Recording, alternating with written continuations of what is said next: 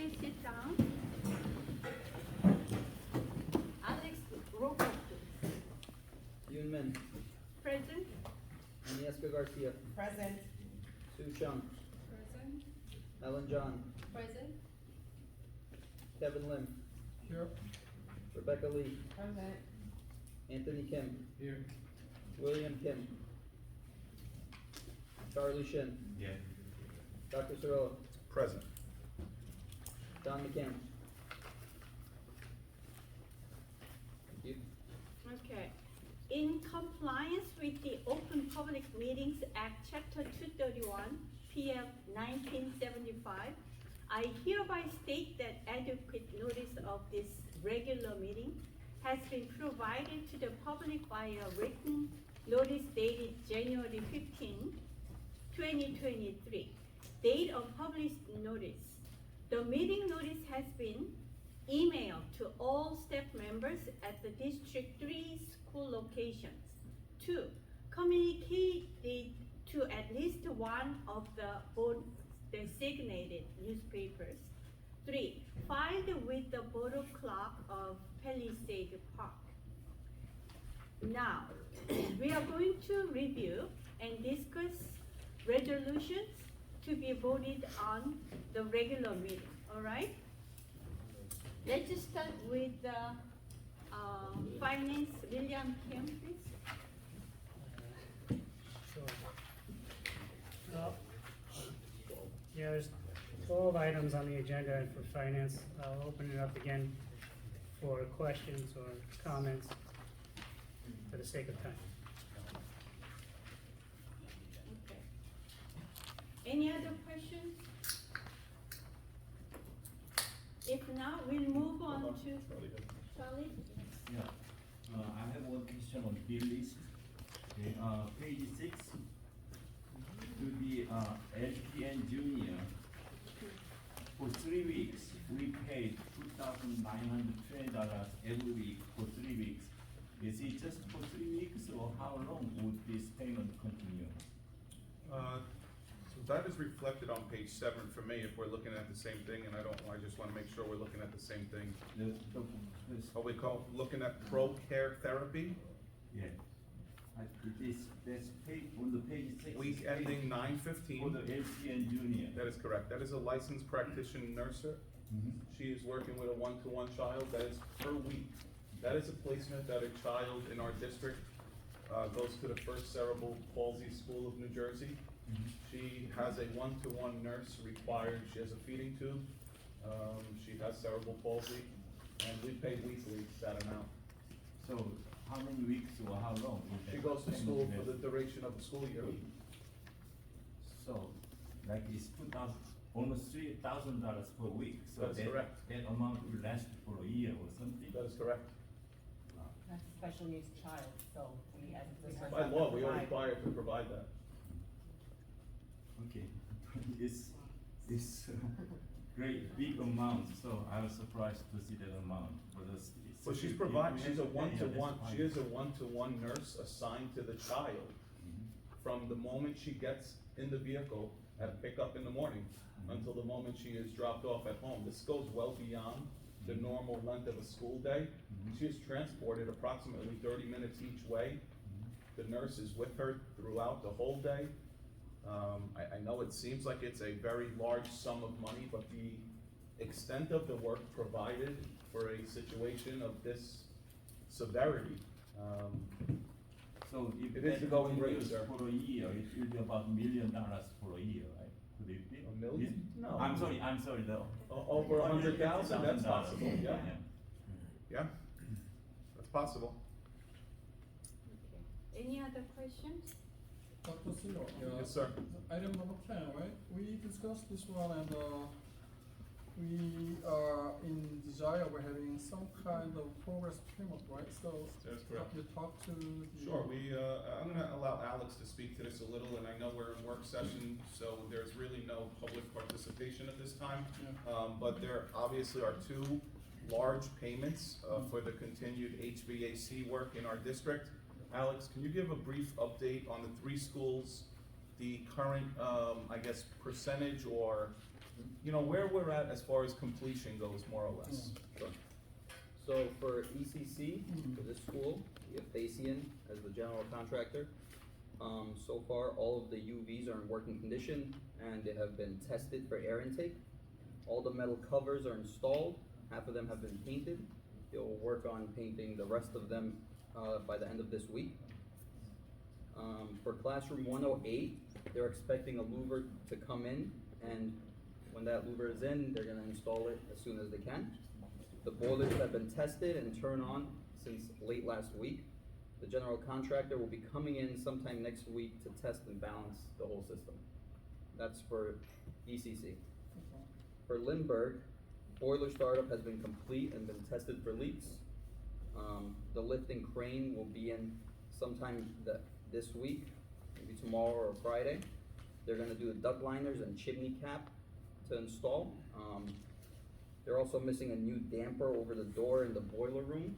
They have to fix that, and they must test the system to check for any leaks or problems. As for the high school, boilers have been pressurized and they are on and went through a full cycle. The unit ventilators are all in. One circulating pump is running, the other pump needs to be replaced, and we're gonna have our plumber come in to replace the pump as soon as we get it. We're working on covering all the pipes in the classrooms sometime next week. The boys and girls bathrooms, they actually noticed, the general contractor noticed the boys and girls bathroom, the pipes are very old and corroding, so we're gonna get a change order for that.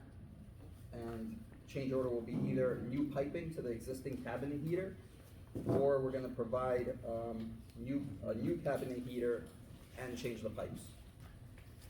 So far, for ECC, the project is 80% complete.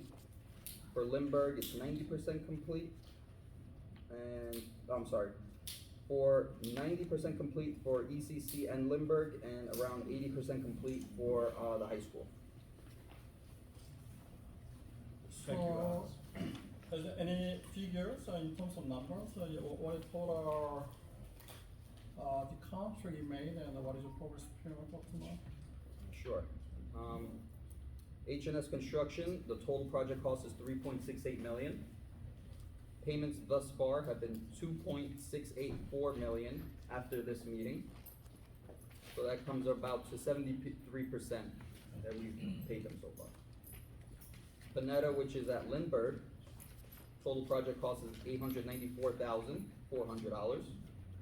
Payments thus far have been $649,985. Amount remaining, $244,414, about 72% paid. Phalician, which is ECC, $749,000 is the project cost. Payments thus far, $590,974. And amount remaining, $158,025.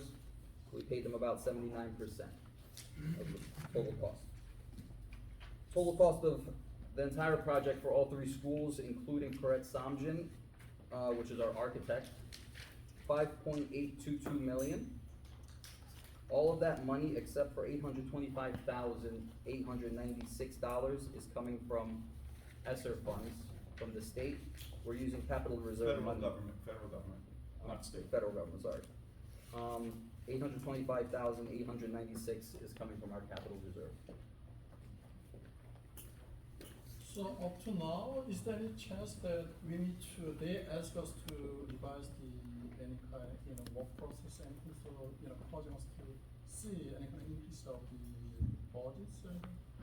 There have been contingencies throughout the course of any project, and especially of this magnitude. Yeah. Upon doing some work, the contingencies are already included in this bid package that was submitted to the board. So that it's not like they would stop work and, seek a approval. Within the project itself, contingencies do exist. They have not exhausted any of those amounts. Yeah, I remember seeing the contingency. What is the amount, by the way? I don't wanna lie to you, I think don't it is, remember those Yeah, I numbers. remember seeing this. I know there's an allowance as a contingency, and we still have a substantial amount in each school. So any I chance just that don't have the numbers they with me. can't tell us that to increase any kind of, because we already know it's almost like 80 or 90%, like all the, walking, right? So I just wondering, any chance that they just come to us for, some kind of changes, any order or so? Yeah, there have been change orders. Actually, the one change order from the high school was a credit back to us for $40,000. They had something in their plans which they couldn't complete, so we actually had a credit back for $40,000, which is why we have a substantial amount of allowance in that account. For the other two, which is Lindbergh and ECC, change orders were very minimal from what I saw. So maybe you could have done it within our budget range, right? It's definitely within the budget, yeah. You just said they credit back because they couldn't complete. That means that that's the subject for further repair job in the future? How's it gonna be resolved? What's the nature of the credit back? So I believe they overestimated, Oh, yeah. if, I don't wanna speak for Alex, but I think they overestimated the amount of a project, and then while completing that work, they realized that something did not have to be replaced, so they issued a credit back to our district. Okay, any other Yeah, questions? I have two more questions. The first one is, okay, what is the situation of reimbursement from, the insurance company for the fire in the school? Is there any change of situation for the reimbursement from? There has been no insurance change there. company? Anything we've requested, we have been fully reimbursed. Yeah, but, did we get any reimbursement? Was it- Absolutely. Everything we've asked for, we have gotten. Okay. At some point, can you tell me what amount we claimed and what amount we can be compensated? I'm sure at the completion of the project, we can share all of that information. So Yeah. far, any of the work that was done, nothing, it's been paid out of our pocket, but the insurance has Yeah, I reimbursed know, us yeah, fully. but still, yeah, it's a kind of income. to Alex, you our have a team spreadsheet for that the you've education. kept, we can share that with the board Yeah. members. I know there's not on any agenda item tonight for that, but we can share that regardless. Okay. And the second question is, due to the Agnieszka's work, we hired like new E-rate consultants last year. Yes. So we are getting some reimbursement for, due to his work, right? We are getting the reimbursement? It's, from- I don't think it's a reimbursement, but we're paying a lower rate than what we were Lower paying rate. So before. we've always So had. that's where the savings Yeah, are. we've always had E-rate. Our district is eligible for E-rate. E-rate is a federally funded program when it comes to electronics and/or, this summer, for example, on the bill list, there's a major item that, the best way I can explain it, and I explained it in the finance meeting a few days ago, our district's bandwidth increased from a 2-lane highway to a 6-lane highway. Mhm. We would not be able to do a project of that magnitude because of the cost, but because of E-rate, there is a 60-40, 60%, 40%. The federal government funds these projects. We are not responsible for full payment. And when we are, we seek reimbursement and they fully reimburse us. So E-rate is something we've always had. I think the work that, and I commend you for applauding Agnieszka and what she's done, but that reimbursement was more of a cost savings Right. on the actual consultant's fee. Okay. So if memory serves, we were paying 25% in fees for our E-rate applications to be submitted, and our previous vendor was charging 25% of whatever savings we got. So our new vendor is much, more affordable. So to that consultant, we pay, for the rate based on the amount. Flat rate. It's a flat rate, so it's The not a new consultant percentage is of a what we were flat paying rate. before. So before we were paying 25% of whatever savings the E-rate vendor got us, now we just pay a flat rate, which I think it's So like $3,000 it's or not $4,000, correct. it's a significant savings. I think it's like $1,500. So there are two different types. It was 1,500 for a certain category. Right. It's no more than, I wanna say, $3,500 in total. Okay. Okay, good, thank you so much. Sure. Okay, any other question? If not, we'll move on to the buildings and grounds. Anthony, please. I have 6 items to be discussed and to be approved. Number 1, cultural health, which will be held by the PTA. Taekwondo demonstration, and number 3, 4, 6 is going to be requesting to utilize the school facilities.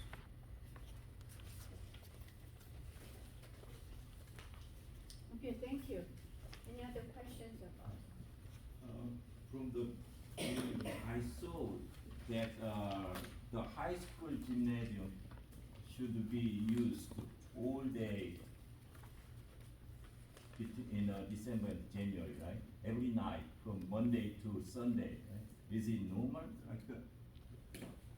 I'm not sure where that is dictated. Yeah, by the recreation department, it should be used Monday, Tuesday, Wednesday, Thursday, Saturday, and Sunday night. It's 6 days a week, every night, it should be used by the town recreation department, the high school gymnasium, and the Lindbergh School Gymnasium is Saturday, Sunday, Wednesday for 3 days. So is it normal that the recreation department use the high school gymnasium every night like this? It's requested, it's not, I will tell you on record, they will not get the gymnasium every night, they are requesting it. Our sports, there's an asterisk, that any Palisades Park School District activity will be the priority. If there is a basketball game at the junior, senior high school, recreation will not be in that gymnasium over a basketball game.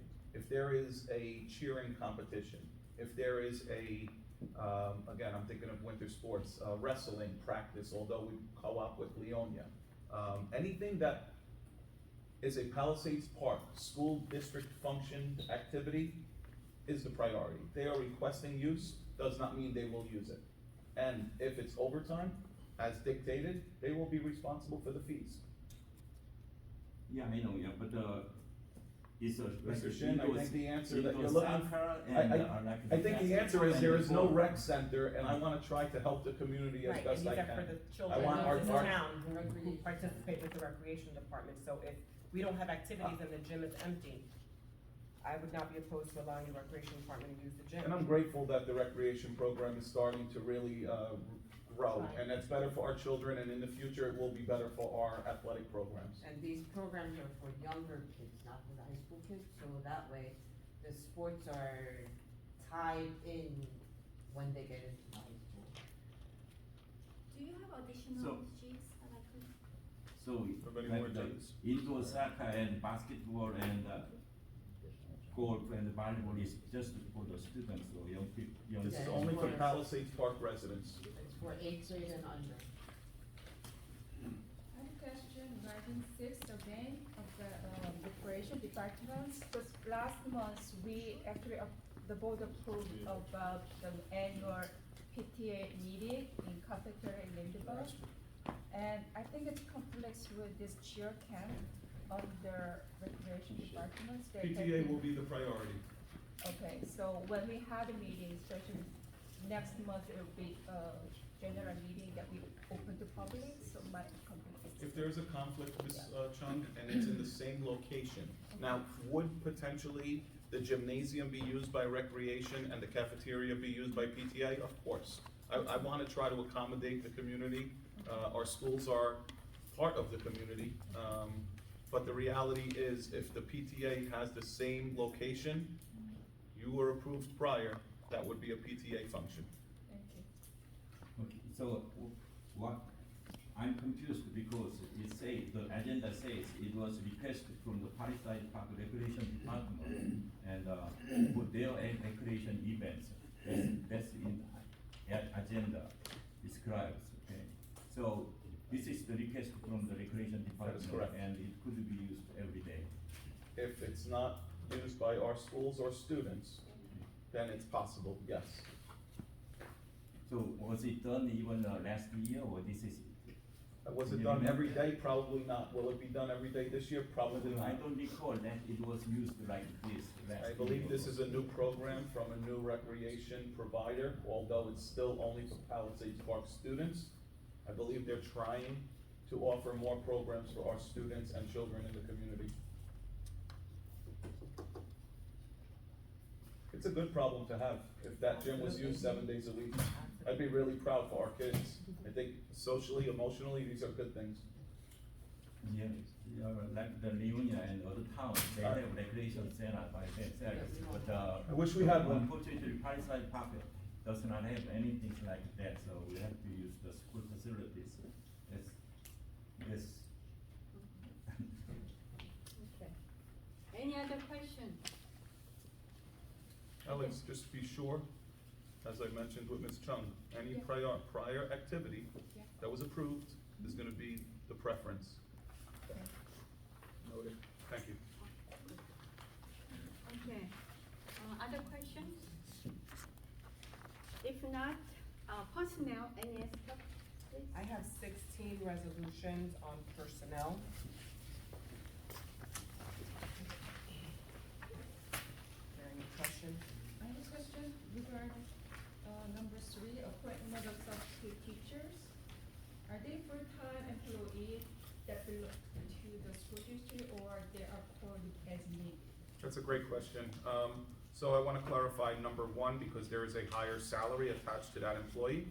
She is a retired, full-time certificated staff member from our district. She was retained last year at the same amount. She is willing to come back. She will be working on a leave replacement opportunity for us.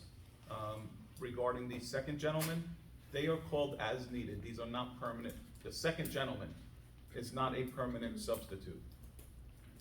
Okay, this first person has a period of work, like. So I don't wanna give her a start date and end date, because anytime there's a leave, although we have an anticipated return date, if that employee is to extend it, I still have the luxury of using that certificated staff member. Thank you. You're welcome. And number 6, the coordinator of behavioral program, is it new position or it's? Very good question again. This is not a new position. It is a title that will be changing a current staff member's position. From what to what? He currently is a behaviorist, Oh, and now he has obtained a BCBA, Board Certified Behavioral Analyst certification.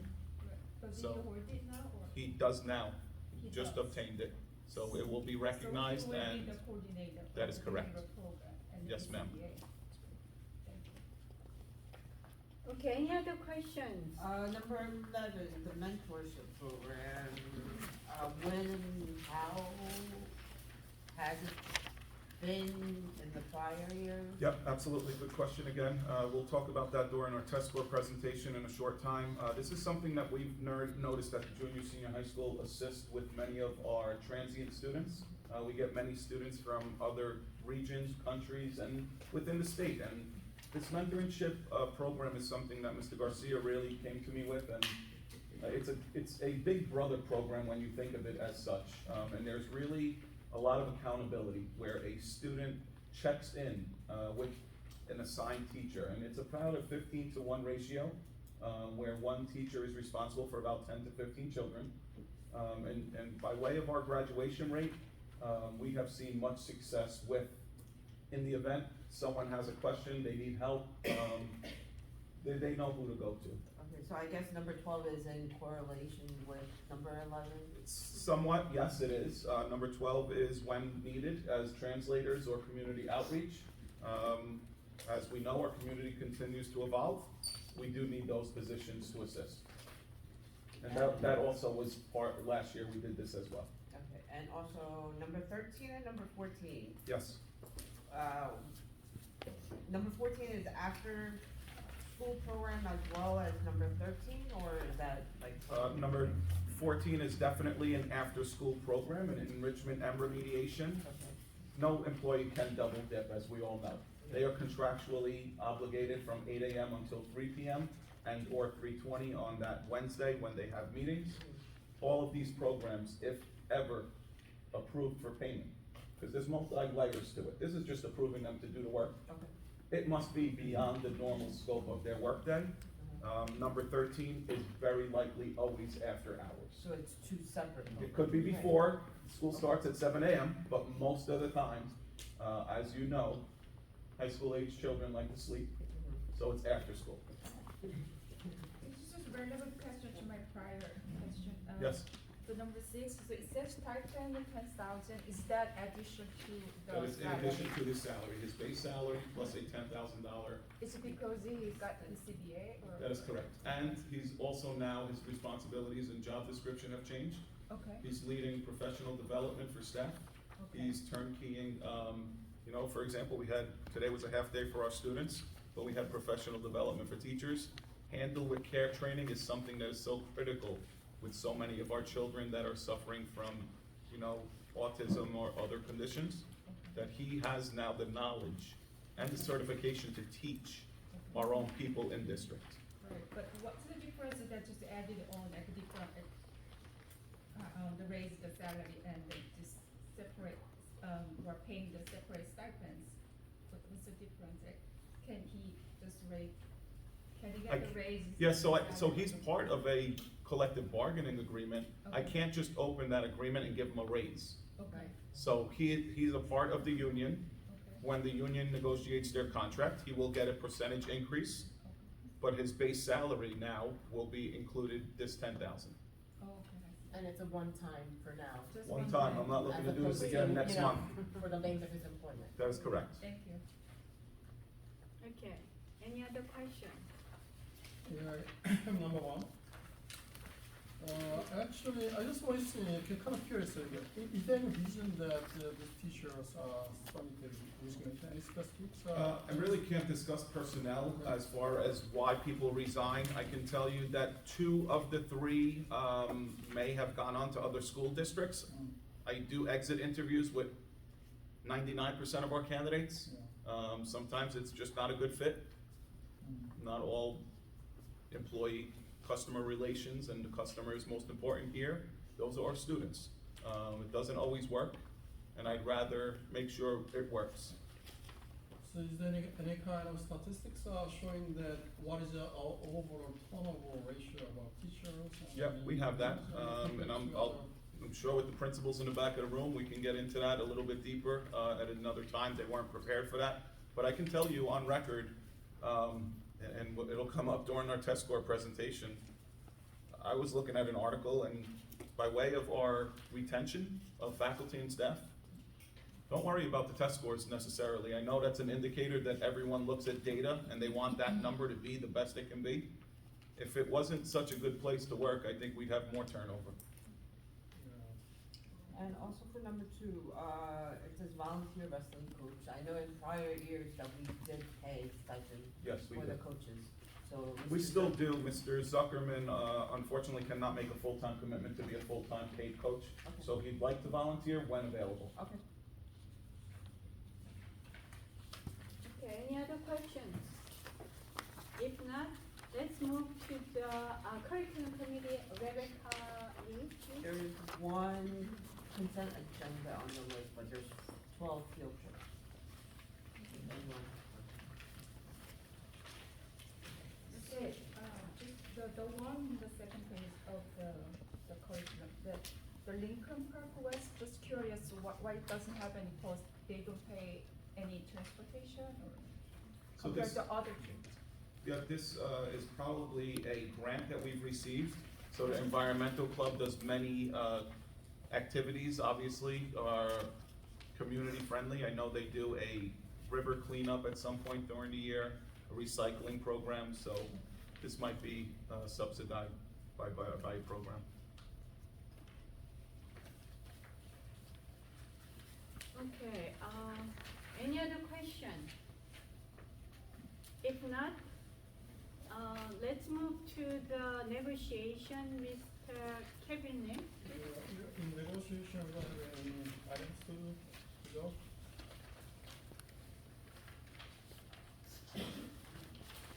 Okay, thank you, Mr. Lim.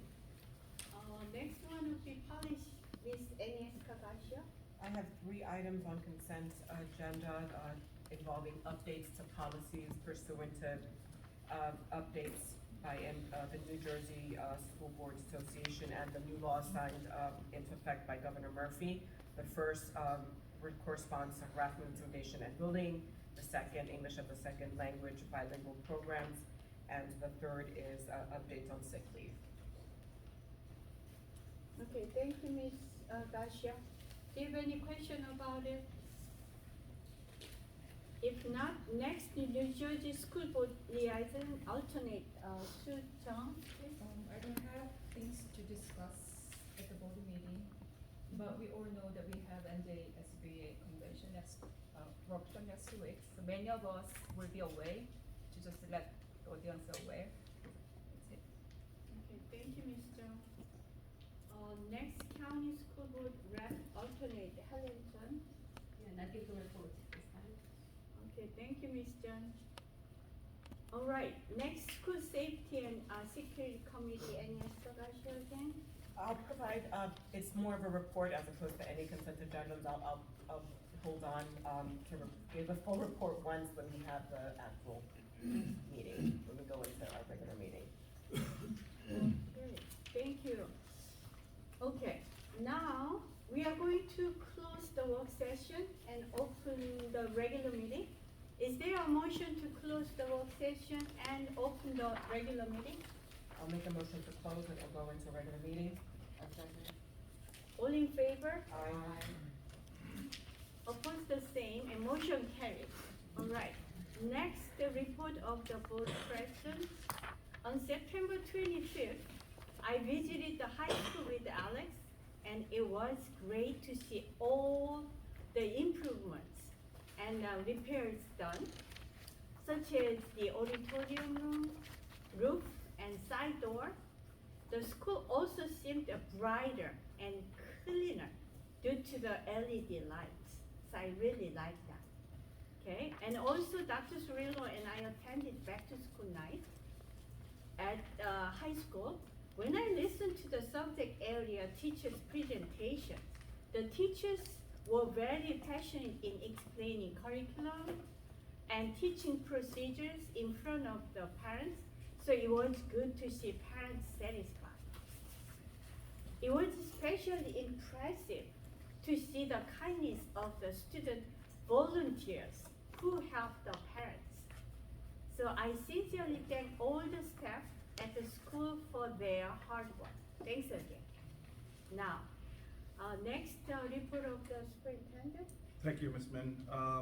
3 items for me tonight, and I know it's for the students, I apologize. It's been a little bit longer than anticipated, but I first am very happy to introduce and welcome Ms. Jocelyn Hernandez, who is our student rep for this year. NJSBA requires that a student rep is voted by his or her peers. A letter of interest was submitted by, I think, 7 or 8 students. It was then shared with Mr. Garcia by way of a survey of their peers. Jocelyn, welcome. I don't know if you know what you got yourself into, but it's a lot of fun when we finish the meetings. But I just want to take a minute, introduce Jocelyn, congratulate her, and please take a few minutes, introduce yourself to the audience and to the board members. I'm Jocelyn. I am in 10th grade, and I feel very honored to be in this because I didn't really think that I would get this position since I was going against a lot of other students, and it was so I was amazed to see that I won. And Jocelyn, if you can, I know this is not a question and answer, and I don't want to put you on the spot, but why sitting on a board, helping speak on behalf of students of our school district, why is that important to you? Please be honest. That's why you're here. I don't think anyone's holding back. Well,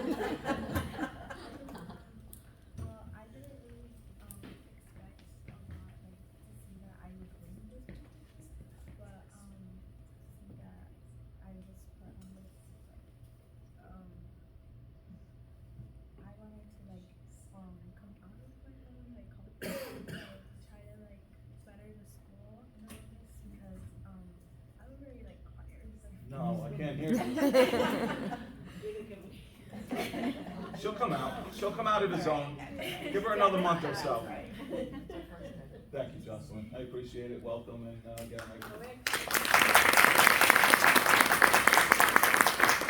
before we stop clapping, I have 3 very important, I think it's 3 in the crowd, well, it's 2 students I know, but it's 3 certificates. Very, very proud to announce, and we do this normally at our October board meeting in conjunction with our test scores. I'm gonna ask Ms. Min to come with me, but first, we had 21 students in Palisades Park Schools, 21 students be honored by the college board as AP scholars. 2 of those students are with us tonight. The one and the first student I'm going to introduce was also a National Merit Commended student, which is exemplifies his studies. He is one of two in our district in achieving scores that are obviously above the norm in PSAT. Vincent Kim, congratulations, come forward.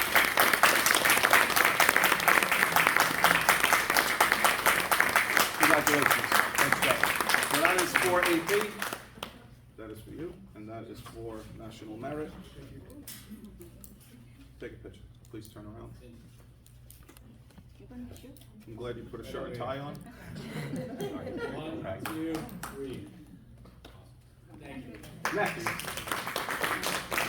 we have one more AP scholar. And this young lady was not just an AP scholar, but she is the one person in our district that was an AP scholar with honor.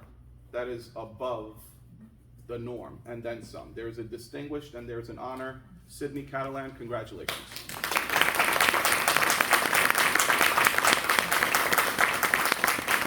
Sydney, you have to make a speech. No. Nice job. Take a picture with Miss Minute Knight, please. 1, 2, 3. Congrats. There were many other students. Unfortunately, many of our AP scholars in that group of 21 are in college, but 15 of them are still in our schools. I'm going to draw your attention, if you want to turn your seat somewhat, to our test score presentation. As required by law in the state of New Jersey, every year within 60 days of receiving our scores, we must do a community presentation. Keep in mind, while I do this, I want to acknowledge Mr. Fallon from Lindbergh Elementary School, Mr. Garcia from the Junior Senior High School. If there are any questions, we are going to do that at the end. I please ask that if you have a question, write it down. We will do our very best to answer it. We don't have all the answers, but if we do not have an answer for you, we will be in touch. So I'll start with the first few slides. Really simple, as many of our parents in the audience know, or students in the crowd, the New Jersey Student Learning Assessments are statewide assessments. These are required. Every public school in the state of New Jersey must administer these tests, and they're tests administered in grades 3 through 8, and then certain subject areas at the junior senior high school. So these tests are in English, mathematics, and in science. On the NJSLA, for ELA in math, which is the left column, there are 5 levels that a student can score. Levels 1, 2, and 3, unfortunately, are not where the state wants everyone to be. Levels 4 and 5, technically, as per the state, are showing that our students are meeting or exceeding expectations. On science, there are only 4 levels. Obviously, even though a level 3 is proficient, and that is a positive score in our district, level 4s are advanced proficient and what the state is always looking for most of our students to have. Mr. Fallon will talk a little bit about the SLA, ELA, and language arts. As you can see, this is grades 3 all the way through 9, and all grade levels included. So if you want to talk about the 3 through 6 in your building, sure. Mr. Garcia will take 7, 8, and 9. Sure. For English language arts in grades 3 to 6 in Lindbergh Elementary School, you can see the bar graph with percentages. They are color coded, so you can see the red, the darker red is not meeting, the orange is partially meeting, the yellowy orange is approaching, the light green is meeting, and the dark green is exceeding. This translates to the levels that Dr. Cirillo mentioned before. So it's levels 1 to 5. Levels 1, 2, and 3 are considered not passing, and level 4 and 5 is considered proficient. So you can see this is only our language arts scores. So you can see this is the 2023 data from last spring when the students took it in their previous grade level. So if the student is a current 4th grader, they're in the grade 3 ELA category. All of this information will be on our website as well. I know it might be tiny for you to all digest right now and a lot of information, but this will also be on our website. So for grades 3 to 6 is elementary schools, and grade 7 up is the junior and senior high school. And then ELA as a whole for the district, you can see our overall state reported proficiency is in the column all the way to the right.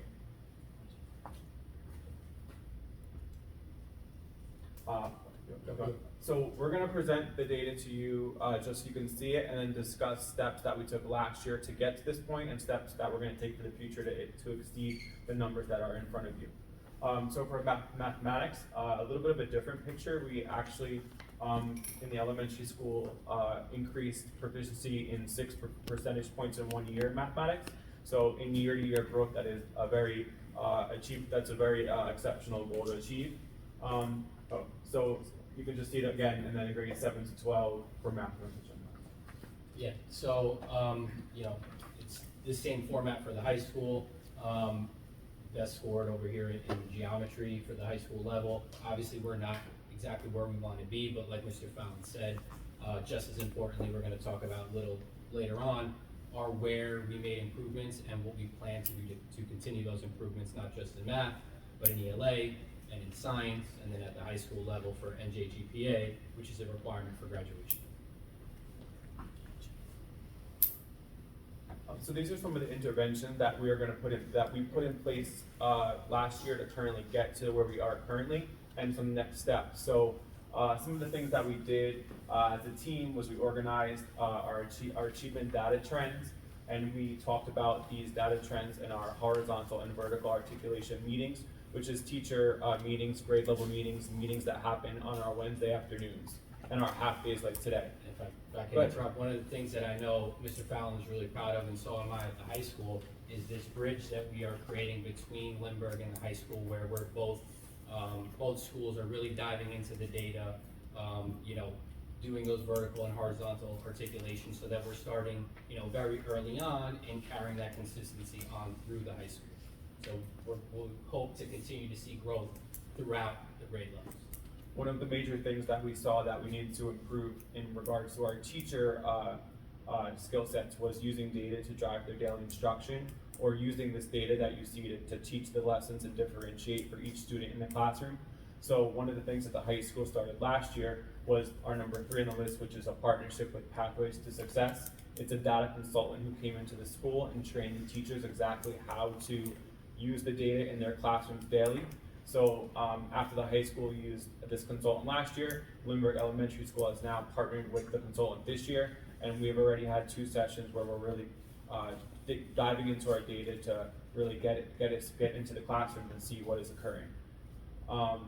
Last year we hired 5 full-time intervention BSI teachers at Lindbergh Elementary School. These teachers were assigned to the students who you saw in the yellow category on the test assessment that were approaching that could be proficient, and they were tasked to really push the students and really provide intense remediation during the school day. As you can see, and I'm just going to jump in, and tonight I thank the board for approving one of the recommendations in personnel. Something that we're excited about is the creation of the NJSLA Academy. We are hoping, and again, with parental support, we identify students who may be struggling, students that may be on the bubble in that 1, 2, 3 category.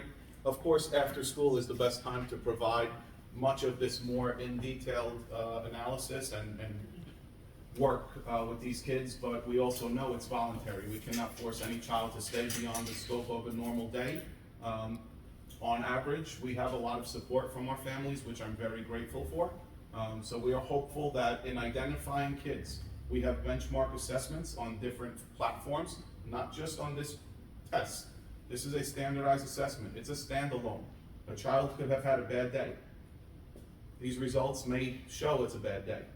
We have different benchmark assessments throughout the year. We have teacher recommendations.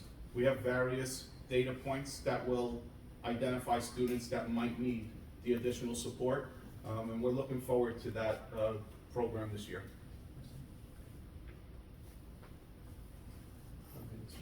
Yeah, so we have made some strides in certain areas, some more than others. One in particular, we saw a 7-point proficiency increase in grade 9 ELA scores, which is great cause for celebration. We also are closing the gap between the level 1 and 2 and moving them up to approaching, right? We can't just always expect that we're gonna, you know, go from 0 to 100, that quickly. So we're taking those minor steps to see that growth and celebrating it as we go. Another example, last year, I don't think we had anybody in the exceeding category for Algebra 1. This year, we have a 1% growth there. I know it's only 1%, and maybe that only translates to a handful of kids, but then that's a handful of kids who met that goal, and that should be celebrated as well. About 2% in Math 8, and then about 5% also in the science proficiency. So we're moving in the right direction, and we'll keep going until we get to where we want to be.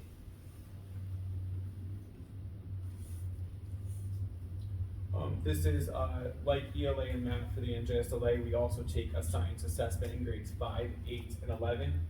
So similar to the slide that you saw with the bar graphs, this is showing our proficiency from year to year, 2020, last year, 2022, spring when they took it, to, I'm sorry, two years ago to last year. You can see the areas highlighted in green were areas where we were celebrating growth, and other areas were areas that we need to work.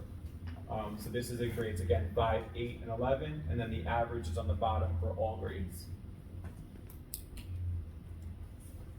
Similar to the previous slide that we showed you with what we are going to do, in science, we're doing some things a little bit differently.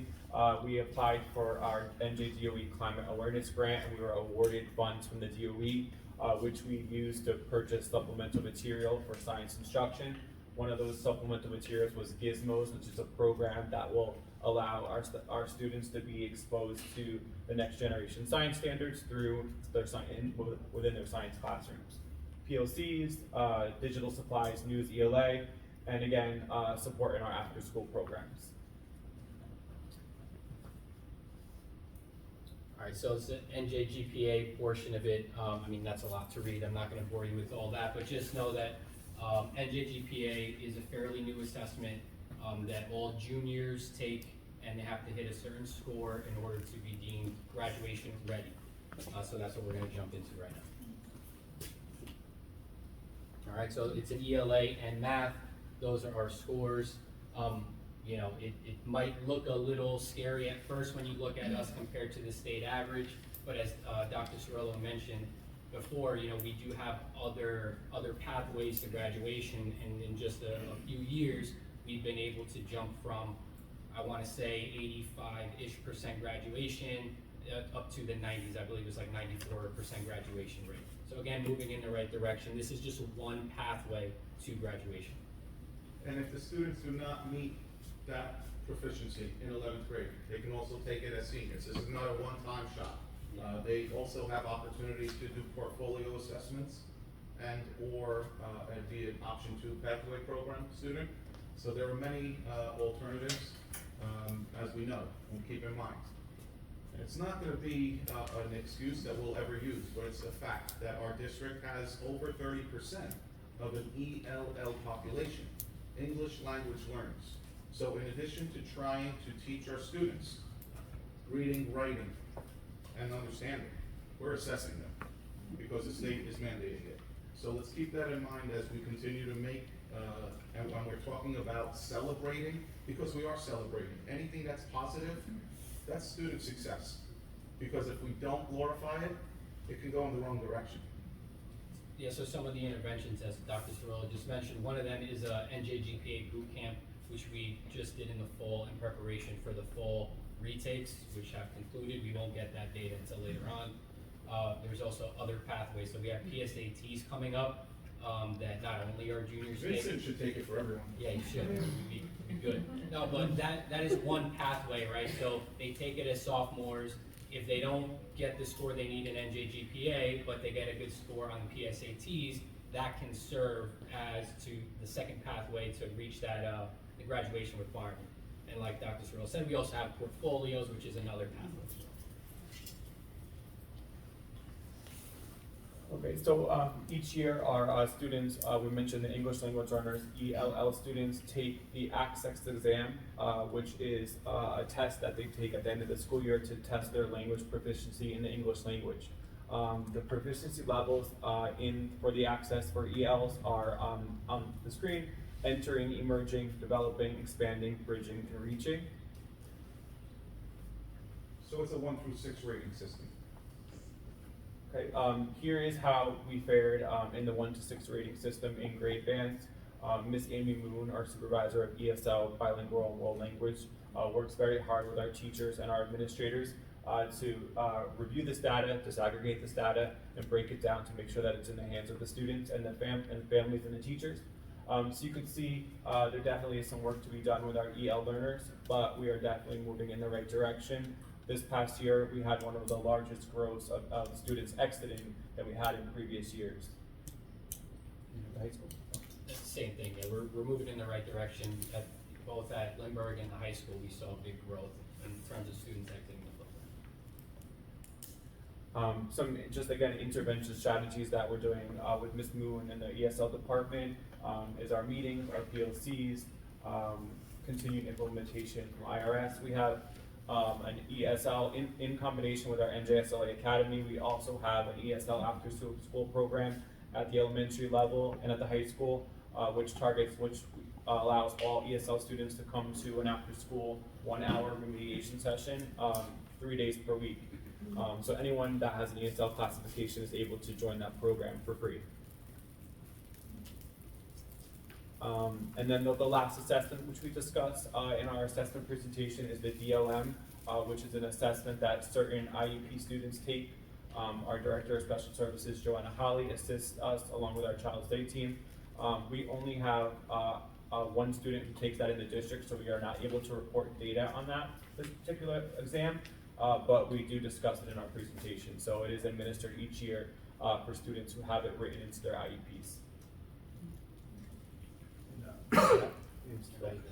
End of our data presentation. Thank you, guys. We're going to try to ask you to hang around for a little while longer. If there are any questions during audience participation, we will do the best we can to answer those. Are there any questions from the board at this time, or do we want to hold those for the end as well? Wait till the end. Thank you very much. Thank you very much. He doesn't look like he is. He's missing. We are missing attorney. Okay, now I'm going to move to the approval of board minutes for September 20, 2023. There was a regular meeting? Yes. Regular meeting minutes. I just found that the one is name of the public participant is wrong, that maybe it can be changed later on. Yeah, can you read it into during? Yes, I will. Thank you. Okay. So I make a motion for approval of the board minutes of September with the correction that's going to be added on. Second. Any discussion? Ms. Chung, at this point, can you That's the contingency, right? tell the right spelling of the name so Alex can? Right. I wanna check it. Needs to be right. Did you talk on the participation? Last meeting? Time, last month, right? Okay, that part name is different. Thank you. We will edit it. I think I know how to spell it. Sorry. I've never. Okay. Alex. Thank you. N- More work for me, thank you. Alex. Noemi Rivera. Noemi. Rivera. It's, yeah, because there's like envy or something, so. Okay, roll call Seconded please. by Ms. Chung? Thank you. Okay, sorry, roll call please. I think there's a Yes. question on this one. Oh, I don't know this is whether it is relevant or not, but in the minute, we hired the attorney, right? For special attorney for the special cases, it's in minutes, okay? There we discussed the hourly rate in retaining. The hourly rate was discussed and the maximum amount we could use is $7,000. But in the retainer, there is an hourly rate, okay? The retainer we signed, there is an hourly rate, but there is no mention about $7,000. Is that the amount we control internally? Well, or those are two separate issues, I think, no, in terms of what's actually, is what's recorded in the minutes accurate? I understand that we later received information that contradicts that, but in terms of what was actually said. Mr. Shin, is the minutes not Is the reflecting? minutes, yeah, that's my question. Is the minutes accurate? The minutes are accurate? Yes. So maybe we can discuss the. So maybe in in old business, we can discuss that. Okay. Okay, thank you. okay. Go on, roll call please. Yoon Min. Yes. Yeah, we did. Iniesta Garcia. Yes. Sue Chung. Yes. Helen John, Yes. Kevin Lim, Yes. Rebecca Lee, Yes. Anthony Kim, Yes. William Kim, Yes. Charlie Shin. Yes. Thank you. Thank you. Now, we are going to move on to the committee appointments, all right? So, we'll start with the finance, William Kim, please. So there are 12 items for approval. Make a motion to approve finance consent agenda items 1 through 12. Anyone second? I'll second. Okay. Any discussion? If not, roll call, please. Yun Min, Yes. Agnieszka Garcia, Yes. Sue Chung, Yes. Helen John, Yes. Kevin Lim, Yes. Rebecca Lee, Yes. Anthony Kim, Yes. William Kim, Yes. Charlie Shin. Yes. Thank you. Thank you. Next, buildings and grounds committee, Anthony Kim, please. 6 items, requested to be approved. I'll second. Any discussions? Any discussion? Roll call, please. Yun Min, Yes. Agnieszka Garcia, Yes. Sue Chung, Yes. Helen John, Yes. Kevin Lim, Yes. Rebecca Lee, Yes. Anthony Kim, William Kim, Yes. Charlie Shin. Yes. Thank you. Okay, thank you. Next, personnel, Agnieszka Garcia. I have 16 items for board approval, consent agenda. Second on that. Second. Any discussion? If not, roll call, please. Yun Min, Yes. Agnieszka Garcia, Yes. Sue Chung, Yes. Helen John, Yes. Kevin Lim, Yes. Rebecca Lee, Yes. Anthony Kim, Yes. William Kim, Yes. Charlie Shin. Yes. Okay, thank you. Next, curriculum, Rebecca Lee. There's one item on the consent agenda, I would like to ask the board for approval. A second. Okay, any discussions? If not, roll call, please. Yun Min, Yes. Agnieszka Garcia, Yes. Sue Chung, Yes. Helen John, Yes. Kevin Lim, Yes. Rebecca Lee, Yes. Anthony Kim, Yes. William Kim, Yes. Charlie Shin. Yes. Motion passes. Okay, thank you. Next one will be negotiation, Kevin Lim. There's no consent agenda for resolution 3. Okay, thank you. Move on to, policy committee, Agnieszka Garcia. I have 3 items on consent agenda I submit for approval. Oh, I'm sorry, Agnieszka, I forgot to ask for other members that there's two parts are highlighted in the policy. That means we have to determine all of these details. Like it says it's kind of some examples that the local district has to. Yeah, so we had discussed, and that's going to be addressed later on by administration. There are student handbooks that specifically address what a first offense is, a second offense is. So Okay. that will be added on. Whatever's, it will be an addendum based on what's already in the student handbook. Okay. So I shared the policies, or I had Ms. Montemuro and Alex share it with the policy committee, but also with the building principals. I wanna make sure there's consistency, because we don't wanna have a policy, but the handbooks speak differently. So we wanna make sure there's uniformity there. Okay, but when was the handbook was printed? Like- Handbooks were already distributed, so they were printed in the summer. Usually they're online now, but we have consulted with the principals of the school to ensure that any amendments Okay. will not contradict what is in the handbook. Okay. So if we're gonna update one, we update both. If not, we're gonna go with what we already have. Okay, thank you. Does anyone make a motion before? I Motion? did. Okay, Yeah. second? Okay, any discussion? If not, roll call, please. Yun Min, Yes. Agnieszka Garcia, Yes. Sue Chung, Yes. Helen John, Yes. Kevin Lim, Yes. Rebecca Lee, Yes. Anthony Kim, Yes. William Kim, Yes. Charlie Shin. Yes. Thank you. Thank you. Next, New Jersey School Board Liaison alternate, Sujung, please? I don't have an agenda to approve. Okay, thank you, Ms. Jung. Next will be County School Board Rep alternate, Ms. Hellington. Yeah, I don't have agenda to correct. Okay, thank you, Ms. Jung. Next, school safety and security. Yes, so I don't have any consent agenda, but I just have an update or a report. I met with the chief of police, to just express and try to brainstorm on some concerns of the community with respect to the schools. Just a couple of updates.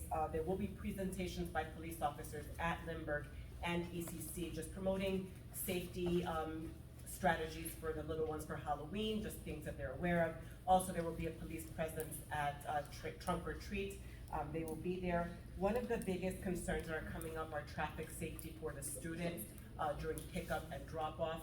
We are looking into, and the principals will be sending out notices to the parents. Just as a reminder, we're all in this together. You know, if you cut someone off and you can potentially hit a child, you know, we all have to work on this together, and that's the biggest concern that we have, are traffic issues. We are looking into what the code, in town provides in terms of the authority that the traffic officers have in issuing tickets. We hope it doesn't get to that point, but if that's what it's going to take for the safety of the students, you know, crossing the street and pick up and drop off, we will. So that is an avenue that we are exploring, and the principals will be sending out notices to parents with more specific information when we get there. Okay, thank you, Ms. Garcia. Next one will be. I do wanna discuss one item because I've been contacted and I'm sure board members may have, so as we all recall, last month we discussed in finance, the school choice program in Englewood and the bus transportation cost that's associated with it. Although we did approve payment or allocate payment for the transportation through December, clearly these are public meetings. I wanna give the families, as mentioned last month, as much notice as possible if we will be providing aid in lieu, which is perfectly legal. It is what many school districts are doing. Clearly, fiscally responsible budgeting on our part is something that we always have to consider. I'm asking only now for the board, and again, this is important because time is of the essence. We don't meet again until November. If the decision is that parents will be responsible, we will be prorating the amount for aid in lieu, and that is required by law. But I do need that to be communicated to parents. I can host a parent session, I can send a letter out, but sooner the better. So I remember I got something like 40,000 for that cost. Yes. So approximately, Ms. Chung, and the cost is determined by the Department of Education. It is $1,165 per student. So 44,000 is for like a month for the all? No. It's for the rest of Just the for school. one So we have parents for whole year? approximately 40 students times that $1,165 number. That is what is required that we provide those families, that compensation. We are providing above and beyond by way of a bus. That is not mandatory for the school choice program. So this 44,000 is for like a 1 month for 40?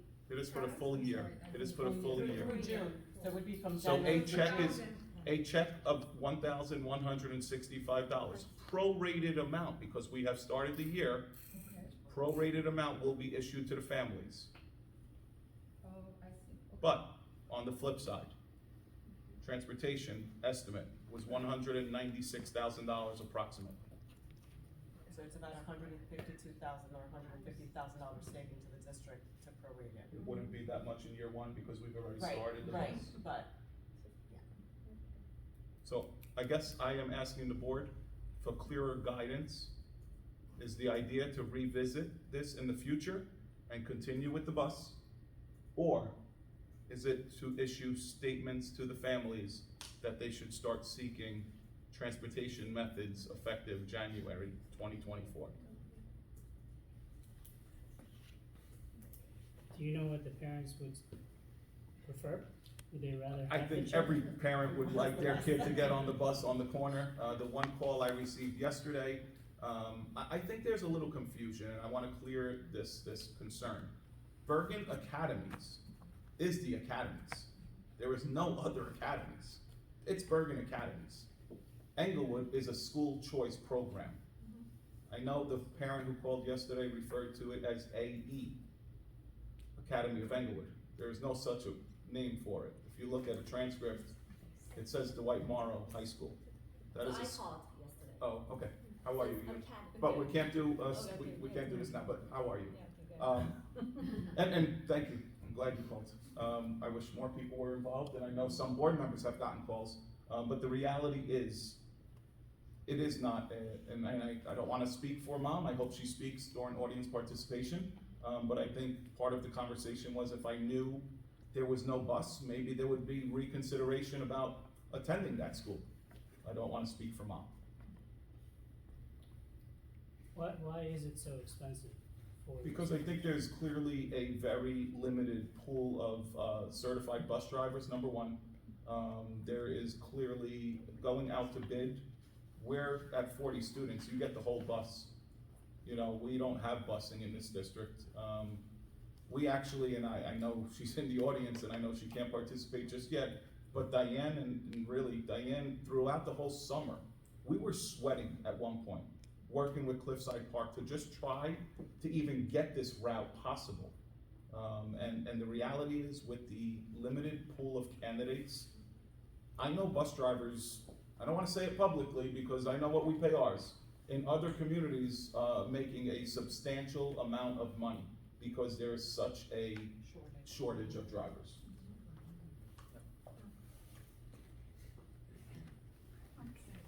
Do you have any old business? Well, this is all old. Okay, next But, week. but, guys, I want, please, and I wanna be fair to the parents. We have our students from this community attending that school. Will they come back to Palisades Park? I wish they never left. But that's not our intention here. We have a responsibility to be fiscally responsible. What is the state regulation on providing? The state regulation for any school choice program is aid in lieu. I had a superintendent meeting this morning. On the call was Bogota, Leonia, Fort Lee, Edgewater, Little Ferry, Richfield Park. No one is providing transportation by way of a bus. And again, I know that's a very small sample size, but that's our surrounding communities. How and why did we start as a school district providing? Probably because there was very small amounts of students attending, and it was manageable, and the costs were not as astronomical as they are today. And William, I'll tell you, I'm very proud of our schools. I'm very proud of the success that we have in our buildings. And clearly, these are some of the, you and I spoke about this a few days ago, these are some of our best students. And I go on record as a parent. I'm speaking now as a parent of a freshman in high school. If my son was accepted to an academy program, if he applied and wanted to go there, I wish him the very best. It's not for all kids, but those that succeed are special. The choice program, again, great program. Not Palisades Park Junior Senior High School, it's an alternative, it's an option. I go on record as the parent of the 14-year-old and I say, if I chose that school for my son because it's a better school, I would have to find transportation if that's a decision of the board tonight. I chose that school not because there was a bus picking them up from the corner, but because the school is a better school. And again, I leave that for parents to decide with their children. I'm giving my example. If I knew my son was there and I had to make a choice and he really wanted to be in that school, it would be inconvenient, but I would make arrangements. So I guess we can do a straw poll. We don't need a motion. There's already a motion from last month to not pay services beyond December. If we are going to revisit it, we need to ensure that the bus company is available. Otherwise, I would ask that you please give me a show of hands if we are going to give aid in lieu, and I will provide notice to the families. Unless the board has a different suggestion.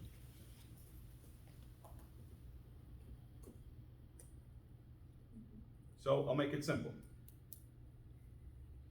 If you would like to continue with the method that is currently in place and have the yellow school bus drive the students to Englewood. Board members only.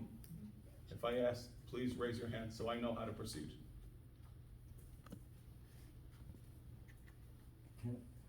Please, this is discussion, this is important decision. Okay, like the last week I visited the Litchfield Park High School, Yes, sir. and the number of students there is less than Opus Junior High, similar to us, but I saw they had 10 school buses, Litchfield, describing like Litchfield High School, Litchfield Board of Education, something. But unfortunately, we do have more budget. Of course, they have the government grant, okay? Like while we have 1.6 million, they have 10 million of the government grant, Litchfield Park High School. So they have like 10 buses, and so I thought, why Palisades Park can have the school bus like that? Okay, if we start from one, eventually we can get 2 or 3 or 4 or 5 like that. So I would like to agree to have some kind of school bus, using the school bus, or eventually we have our own school buses, okay, to save our money instead of giving the money to the other towns like Palisades Park or Leonia or Litchfield. So I would agree to have to use the school bus. Do you want to continue the way it is currently Yeah. and pay what we're And then paying? eventually we have our own school buses, and instead of paying the money to other towns. Okay, so that's one. We're currently paying a different town. to- Cliffside Park is providing transportation, that's part of our transportation agreement. Yeah. They have a bus allocated for us. We don't have yellow school buses, we have 4 school vans. A school bus, and I'll go on average, probably costs somewhere in the neighborhood of $250,000. I don't know for sure, but I will find out next week at school boards. Now I'm curious. Closer to 300. Closer to 3. Closer to 300? Regardless. Is there any way we could renegotiate the bus fee or no? So we went out to bid, So- we went out to bid, and that is the lowest quoted rate that we received.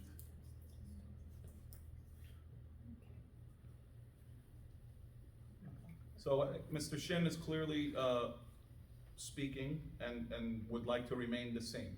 Is there any other board member, that would like to do that as well? Otherwise, I will, and if it's okay with the board, I will go forth and inform the parents. Do you need a roll call on that? I don't think so, there's no resolution required, and just affirmation is important, so I know how to proceed, I think that's important in my position. I don't like Do we to, have the funds budgeted for it for the full year already? so we allocate X amount of dollars, so far we have half a year budgeted. It would probably require taken from Peter and given to Paul kind of deal. It is fiscally not, It's not in our budget. it is not wise. Yeah, but as we We don't discussed, budget for right, that much it gave us a lot of savings, right, so that, why not? I know it's some kind of, inconvenience to the parents, but I think it's a fiscal there- point. honestly, We did not anticipate 40 students. I can go on record and tell you, and it's not just students that are leaving our 8th grade and going into 9th grade. We have seen an influx of students being accepted in other school districts and other communities, entering Palisades Park as freshmen. Because if you're not living in, I'll pick on Demorest, why pay $30,000 in taxes if you don't go to that school? You can move to Palisades Park, you can live in a beautiful duplex. I don't know, are taxes half? This is a test. Yeah. That means you live in a beautiful duplex. You failed the test. The reality is, we But have we're seen that. one of the Guys, lowest. we just got 2 transfer students within the last month, for the record. That's a fact. 2 transfers, 1 from Englewood Cliffs. They're moving here because there's no point to pay. We're fiscally responsible on those parents' part. Now we have a responsibility. It's an inconvenience, there's no doubt about it. I'm just concerned that you said that it might reach the 40 people. Oh, we're at 40. We are at 40. At 40 now. 40. We were at 38 last month, Oh, with the two two transfers. new We are transfers. at 40. Okay, I had 38 Okay. for me. 40 right now. And that's the max, right? That we. Oh, For no, now. no. No? Other students. 52 is the max on the bus. We better not entertain another one. Because I think last months or 2 months ago, but. Last month was 38 students. Yeah. Right. Now I have 2 transfers in the last month from other districts. But didn't you say that I mean, like, what I'm questioning is that there are more students who are moving into town in order to send their children to the Anglos? That. They've been it's not- accepted. They have been accepted in other towns. Okay. Then they moved to Palisades Park because they are already enrolled there. They continue their studies. Okay. We are not responsible for tuition, thank goodness. We'd be bankrupt. But transportation is something that you offer an aid in lieu. We've gone above and beyond. Right. I mean, the savings unfortunately are just, we can't overlook the significant savings to the district. Yeah, it's about 100. So in order to proceed, I am going to notify the parents of the 40 children by way of letter. I unfortunately apologize. I do have one item. Is there anything else in old business? I think there was one item that Mr. Shin brought up. Old business, you talked about the attorney from last month. Yes, in the last month, we discussed about hiring the special attorney. Special counsel that Mr. McCann recommended. Right, And did he put a limit of 7,000 on it? yes. In But the the re- minutes, but the not- retainer not- agreement did not does reflect it? reflect that. No, there is no amount, the There's ceiling no amount cap. in the retainer. Alex, in what you shared to the There board is members, already- I would go back to Mr. McCann and ask that the retainer agreement reflect the cap discussed at the September board meeting, please. Thank you, good catch.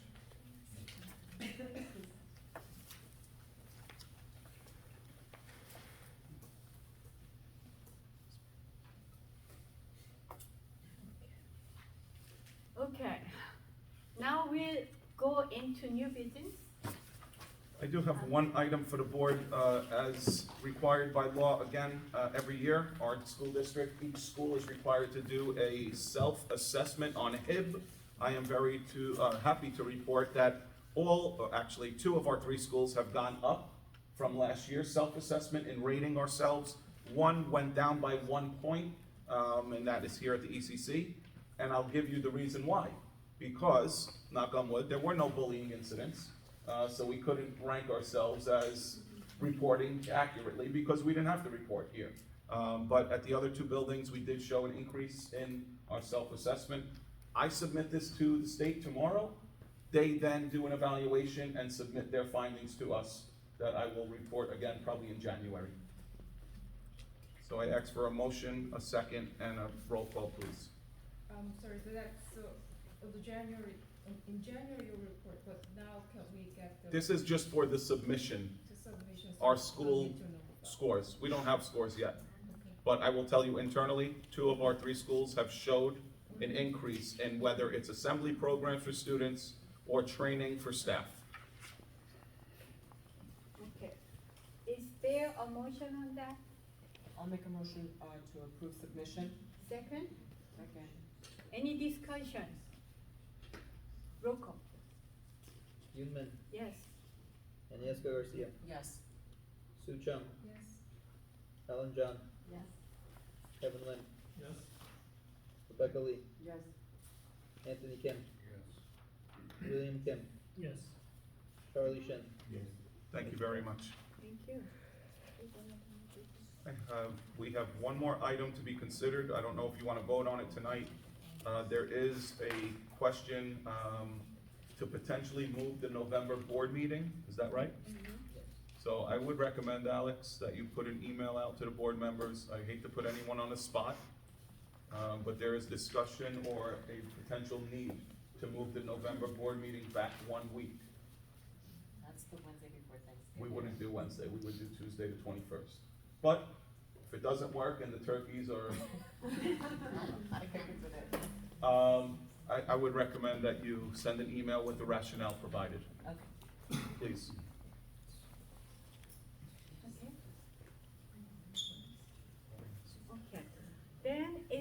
motion to open audience participation? I'll make a motion to open audience participation. Second, Second. all in favor? Aye. Okay, pass. Motion carries. Now, please be reminded 3 minutes for participants, and please tell your address and name. Yes, ma'am. Hi.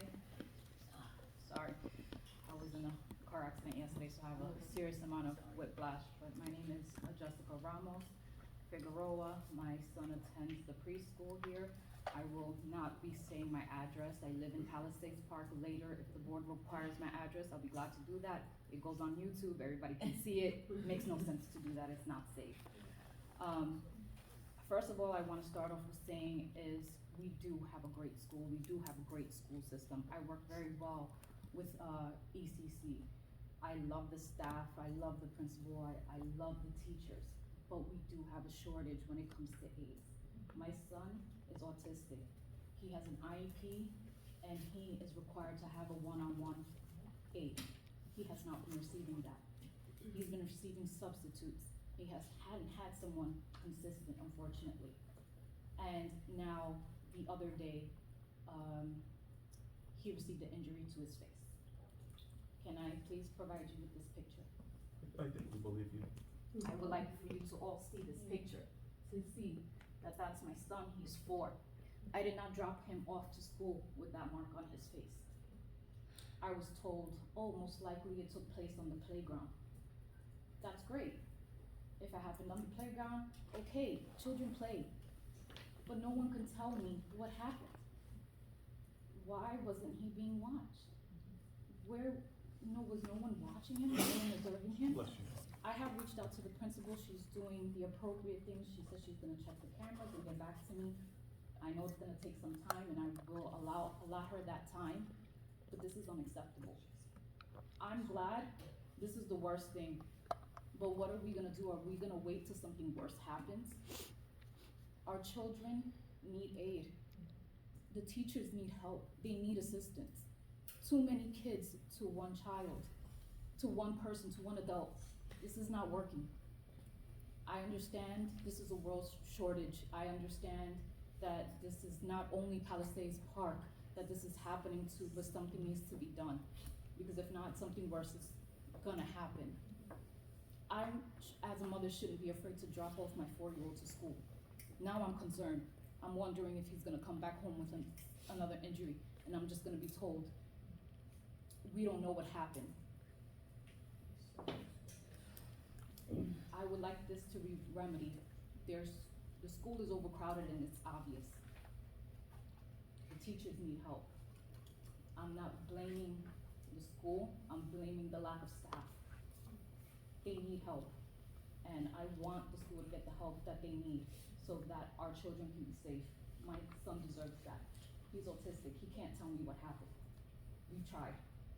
He gets speech 4 times a week. He still can't recall past events, unfortunately. He tells me P in a circle, which is obvious, the picture looks like a letter P on his face. So I'm pleading as a mother. I don't wanna send my son to school and wonder if something is gonna happen to him. So please, do what you have to do to make sure the school is fully staffed and that these kids don't outnumber their teachers. Thank you. And this was yesterday, the 17th? This took place on the 17th, yes. Anyone else? Yes, ma'am. Maybe for Bolton, for 4 Grand Avenue. I have a few, comments. I went back to school night in the high school, and I noticed that we don't have the library, so I would like to know if the library is gone. That was very sad to see it, because I'm being, have all the student and, in the past, and it was like a nice place for the teacher to go and just spend time there and like extra help or whatever the case they can use it. So I see that it was no library. That was very sad. As we know, we are very overcrowded. So I'm assuming they use it as a classroom or for some other use. another thing that I wanna say, and I need, like, she mentioned, I need the help from the Board of Education member to work in this situation. We join, the different sport in town. And every time I had to go to I go to every single activity or game that my daughter have. I'm being noticed that we as a Palisades Bar, we are very like down, like the worst. In what sense, for you guys to understand? Like uniform, why, we joined for you to be more specific, we joined the team of swimming with Leonia. We are great, Leonia and we are like in a good number. But as a uniform, why if we join Leonia, why we not matching Leonia as Leonia go? Like they had the cap, they had the swimming, it looked representative. When it come from us, it looks very sloppy, like no care, like the less. And I've been having that coming from my daughter, from other student, that they feel like over, like they feel like why we can be like this. And this is something is not made them feel secure. And I understand, the town don't have money, or the school don't have a budget, but we have to, as a parent, as a board education, work in that. Also with the bus. We don't have, I've been saying in the meeting many times about the bus. Why is this other town have the school bus? Why we just start with one bus? To at least for the student. It's very inconvenient when they have to wait for time, so many times because they don't have the bus. All the town have the school bus. Why we don't have it? Why? What is they doing that we're not doing it? What is that they doing that is effective? For we could work as a parent, as a school board, as a teacher, what they doing that we are doing? And it's something that we could start with some little thing to make the same, because in Leonia, it's like maybe 10 students, they join the swimming team. And Leonia have the whole uniform, very represented, very nice. And this kid who go from Palisades Park look like different kind of swimming. It doesn't even look represented. It doesn't look like they part of Leonia and be was a team. So if we could work in that, that would be very beneficial. Because you know what, this kid is doing this sport and come home like at 9 o'clock and doing the effort, and the teacher, they go with the student. But let's make it right, let's make it different, and make the school look better for us. Like we could go there and say, we are Palisades Park. We have so many good students here and athletic, and the teacher do the job, but they don't have the fund, the money to do it. Okay, thank you. Anyone else? Hi, Maureen Tansy, Palisades Park. I had a question about bilingual education in the 3 buildings, and I believe we have it in 2 out of 3, the high school being the one that doesn't have it. And in my opinion, I work at the high school, I think they're the ones who need it the most. Now, kids are coming at 15, 16, don't speak a word of English. A 5-year-old will catch on. I was in Aiden Lindbergh for many years, in special ed as well as in general ed. Little kids catch on quickly. And I think we have a large number of kids coming. We had at least 10 this month. All from different countries around the world, all ESL students. And we offer no bilingual. I was just wondering why it's in ECC and Lindbergh and not at the high school.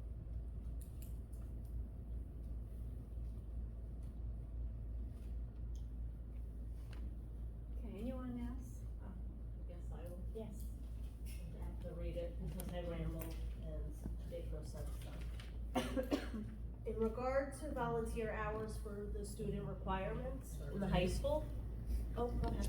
You need things. Oh, I'm sorry, Michelle, Paprona, East Harriet Avenue. Okay, so it has to do with the volunteer hours for the high schoolers. So my question is, why are students who have met all the required hours still gaining additional hours working with school activities?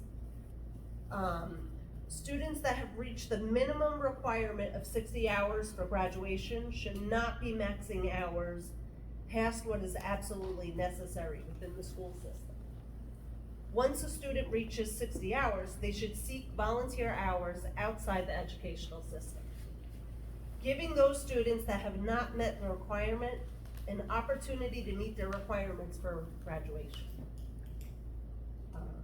Extra credit volunteer hours should be gained solely within the private sector. I feel the Board of Education should initiate a rule within the school system that gives all students a fair and equal opportunity regarding volunteer hours. Because I'm finding that there are kids that have well over 100 hours, and I know that's to look good for the college applications, but honestly, there's kids that don't have hours, that need the hours, and they're just given freely to either the honor roll students or whatever. So, I think that should be a rule to, they need to count the hours, see where everybody's at, and help some other kids out here. This is unacceptable, in my opinion.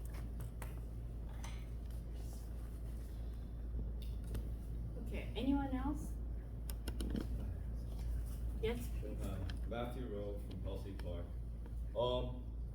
I sent my son to the school of choice, AE, or Academy English, however you want to put it. I'll take the grain of salt as a board's decision of saving money, because everybody in the household is saving their money. So obviously economy gets harder, but at the same time, the money that's being saved, I hope you guys are actually hearing it, and I hope the board members actually do something with it that is more positive. Obviously, if we had a school bus ourselves, I don't think the cost would be that much to provide 40 students to send. At the same time, it's a good time to actually reflect on the school itself, as in having 40 students trying to choose a school of choice versus staying in Palisades Park is a reflection also. So I think overall, that's the comment that I'm taking, because I think, obviously, I'm sending my child to a school of choice, but at the same time, there has to be something that's there that's not here. The parent is making that choice, right? So at the same time, there's a lot of things that are missing, and I'm sorry to see 40 parents that's gonna have to struggle now. And by just saying, hey, by law, this is how much I'm requiring, and this is what I'm gonna be sending, is kind of little, I think it's a little cold in some ways. Rather than saying by law, hey, we do have a lot of students. Maybe there's something alternatives that you could look at rather than saying, hey, this is what's required in school of choice. I think it's a little bit cold, but I'll take it. But that $150,000 you're saving, a lot of parents are here complaining about certain things, and there's a way that you can actually use it better. So please take that as a consideration. Thank you. Anyone else? On to what he was saying and what Mr. Shin was saying, I definitely think it should be looked into maybe purchasing a school bus, because it's an investment. And while you guys were talking and everything, I was like Googling how much does a school bus cost, average. And it's saying here that a large school bus is, yes, it is expensive. It's between $320,000 and $440,000, but that's for an electric school bus, which I'm not a fan of electric vehicles in general. But if you get a diesel version, it costs about $100,000 for a large one. So it's something to look into for them and for the town too, instead of giving to another. I don't know. I looked it up. I just found Google. Anyone else? Yes? Dr. Cirillo and Madam President, if we were to have a school bus, would it strictly be for students going to, how would that work? Right, that's a magical question, right? My kid goes to Hackensack, say, for example, academies. I don't want him for 2 hours making stops all over the places, which what happens. So are they entitled to the bus, or are the other students entitled to the bus, or we need to buy 3 buses? Even if you had a bus for sports, every season you have 3 or 4 sports going on at the same bus isn't going to do it. You talk about a town like Ridgefield Park. Ridgefield Park and Little Ferry are two towns that go together. Our town does not bus. If your kid goes to Bergen Catholic, you're paying, and from Palisades Park. If you live in Little Ferry, you're getting money. There is no bus, you have to pay for it. So I don't see how one bus, which is an expense, and you need a driver, and you need insurance, you may need an aide on the bus, I don't see how well it would benefit this town.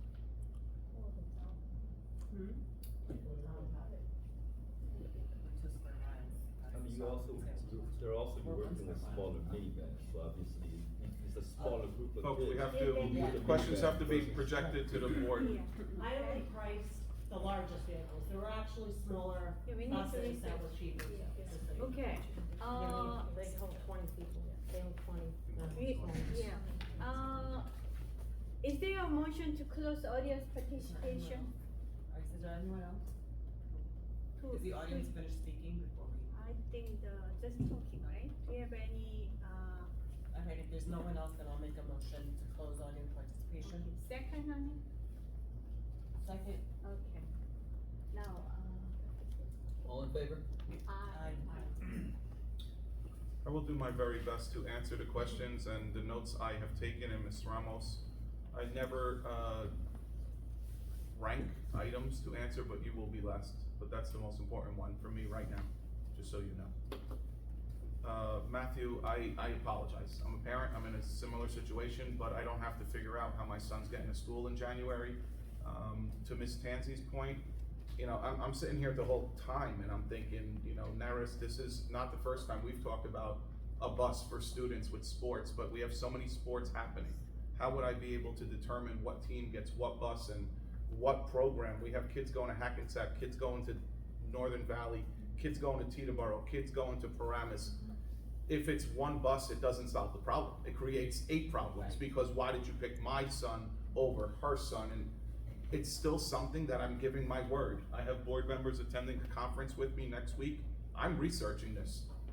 And look, you don't pay a bus in its entirety up front. So although the budget concern is a real concern, this is something that you pay over an extended period of time. Do I anticipate having 5 buses in Palisades Park in September of '24? I gotta be honest with you, it's not number 1 on my priority list.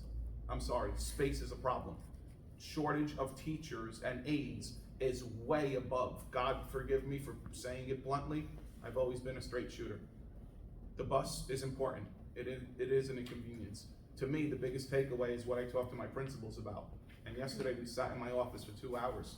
It's not about not providing transportation by way of a bus. Why are those kids leaving? That's the issue I have. And what, to your point, what are they doing that we're not doing? Guys, I'm not gonna sit here and tell you that if your son got into Bergen Academies, he or she should not go. We'll never compete with Bergen Academies. I would make an argument that we should be competing with every other program. Again, are we Bergen Community College? No. Bergen Academies has a satellite program right now in Paramus. The buildings in Paramus at Bergen Community College are a little bit nicer than our buildings. We have been investing to create a cleaner, more friendly, no leaks in our schools, but it takes time. This is not our money going to the county to make their programs greater. They're paying their teachers a lot more money. We're losing teachers to these programs. Regardless, you have my word that I will go with our building principal to Englewood and research why those children are leaving us. Is it a better school? To be determined.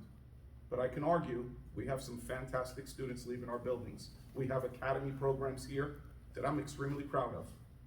Again, it's requiring more insight on my part. Michelle, as far as the volunteer hours, I want to speak with you and Mr. Garcia in the back. He's waving to me, he wants to handle it, but we'll do that and we will address it. We've already talked about it, we talked about it yesterday. We talked about having career technical programs for children that are exceeding not volunteer hours, but the number of credits. And if there is a teacher shortage and aide shortage, there are high school students, seniors in high school. I'm not saying that they're gonna stop this from happening, but if they've met all of their graduation requirements, guess what? We can create an internship program and get those kids to come and volunteer in our schools. Be another set of eyes and ears. We talked about it yesterday morning, I'm telling you. Ms. Tansey, as far as the bilingual program, I'm gonna tell you wholeheartedly, we posted for that position and we can't find a teacher. So again, this goes back to the issue. We are required to offer bilingual education in all of our schools. We had to seek a waiver from the state. By doing that, we are working with the state on how to identify more bilingual teachers. You and I both know, our students are coming to us not speaking Spanish. It's a dialect from the region of Guatemala where they're coming from. So although we're talking about bilingual education, this is more of a cultural program that's needed in some cases, but certification is required. We have been striking out, and it's not because our pay scale is not good. We've gotten much more competitive. May I ask the last time it was posted? I believe in the summer, if that's not correct. And that doesn't mean an internal posting. Applatrack is all over. Neris, I think you had a few points that I will try to do my best on. As far as the sports and the uniforms, I'm gonna tell you right now, we're not the host school when it comes to swimming. We're the host school when it comes to football.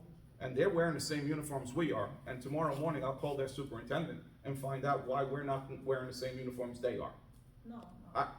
We can't go back and forth. No, because for you to go to the Neris. supervisor, you need to understand what I'm Neris, we doing. can't go back and forth. You gotta understand what I said. Your daughter's not wearing the same uniform as the kid from Leonia, right? It doesn't have to be the same as me. If they wearing of color from the swimming team, Leonia have all the, Maroon. the whole uniform. Are you How talking they about like a wear? sweatsuit, a travel suit? No, a swimsuit. Swimsuit. They don't even have a uniform, Palisades Park, for that.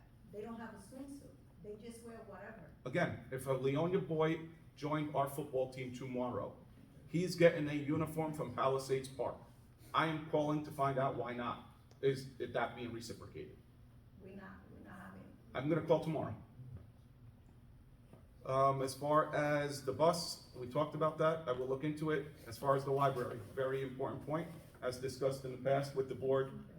The library at the high school, because as you know, in my 11 years as superintendent, we have not gotten any more space. So I turned a library that nowadays students are researching here or here, right? Not saying people don't go to the library to check out a book, because I still do it. It's a town library that we utilize the most. It's your daughter's library on Glen Avenue. But the reality is, we're turning it into 3 classrooms. It's a multi-purpose room that we are waiting on a divider in that room. We took out the carpet, there was asbestos in that room, we wanted to make it clean, and we did that. Again, when we continue to increase enrollment, when we continue to offer more courses but don't have more space, we have to be creative. Unfortunately, the library was a bookshelf collecting a lot of dust. Ms. Ramos, first I apologize on behalf of the board. No one ever should be subjected to anything such as this. I will tell you, and I can show you if proof is needed. We have outsourced to an aid company, and I've gone to another aid company to ask for supplemental support. They gave me 5 aides today. It doesn't mean they can start today. We're paying 3 times the amount we're paying on a separate company. It's not about money. It's really, truly about there is a shortage. People are just not working. So we have to be ultra creative. And again, I'm not sure that you want a high school 18-year-old student with your child, but guess what? Maybe that 18-year-old can be placed with another child with less intense requirements, and your child can have someone designated for him or her. And it's not just your child, it's for other children as well. We are well aware of this. I'll be speaking to Mr. Romero on my ride home, and I'm not blaming anyone, but we need to ensure that this doesn't happen again to anyone. I'm sorry.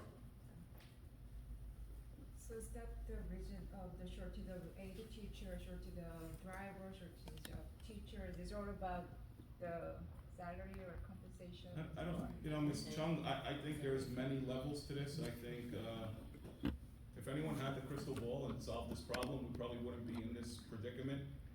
But we're not the only ones. I spoke to a superintendent in Belleville today. He told me he still doesn't have a certified teacher in 2 of his classrooms at the high school.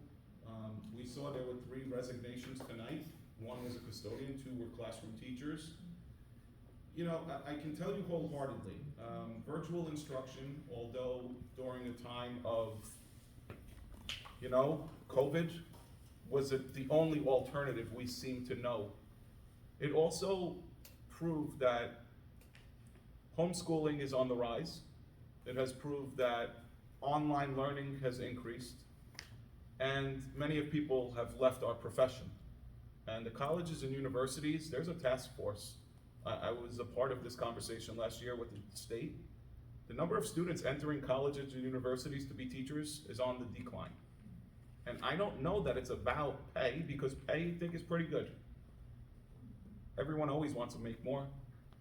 But I think the luxury of potentially working from home or being your own boss and driving your vehicle for Amazon, I think sometimes people are choosing alternatives. And unfortunately, we're literally seeing the effects of that. So just curious that, Mr. Nana's problem with the aid is, you really believe that it's just because of the shortage of the staff, or, because for my case, long time it's different. I believe that this is much improved, and I think all the staffs working in the schools are well trained for now. So is that any matters for that? Again, I will tell you wholeheartedly, I don't want to speak to this exact incident. If we're investigating it and trying to review the videos and see what steps went in the wrong direction, clearly I don't want to speak to this issue, but regardless, no parent should ever not pick up their child the way they left them in the morning.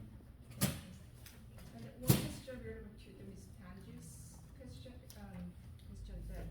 So when you post or hire, when we decide we need a bilingual teacher, Yes. that do we have like a minimum number of students who are needed? Like for example, Guatemala, how many students speak So the Guatemala state dialect? requirement, if there's 20 or more students speaking the same language, bilingual education is recommended, or required, excuse me, 20 or more. Now, an ESL classroom could be made up of very different, diverse ethnicities and students from other countries.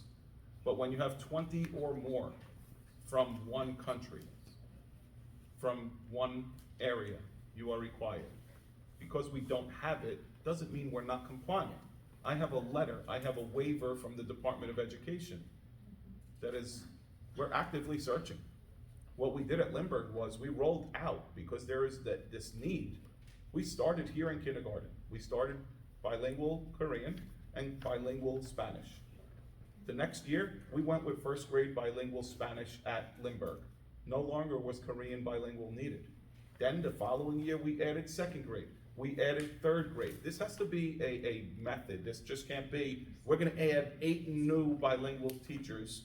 Well, what do you do with the other 8 employees you had? So we're constantly looking and speaking with administration. And Mr. Fallon's here, he can speak to that issue, and we know about it. But this now is pertaining to the high school. We're well aware of it, and we are looking to fix that issue. Okay, thank you. You're welcome.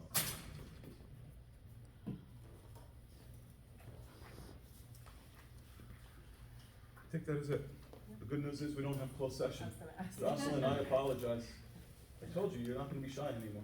And also prior, 1 hour prior to this meeting, I sent out all the members got email regarding PTA questions, so please find it. Thank you. No need for close, Madam President, so we can seek an adjournment. I make a motion to adjourn? Oh, yeah, but before that, can I say something? Of course. As a teacher, I feel so sorry about your situation. Your son, got this kind of problem. We try to find kind of solution. Even the teacher's aide doesn't need any certification. So maybe, we'll try to find a kind of special solution to help in the classroom, such as like a teacher's aide. How many kids in your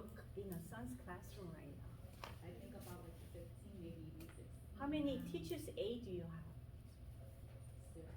Zero? Definitely, we'll try to find a solution, okay, to help in your son's classroom. Okay, so sorry about it. Okay, now I'd like to entertain a motion to adjourn. I motion to adjourn. Second? All in favor? Aye. Okay, opposed the same, and motion carries. Thank you very much, everyone, and have a nice.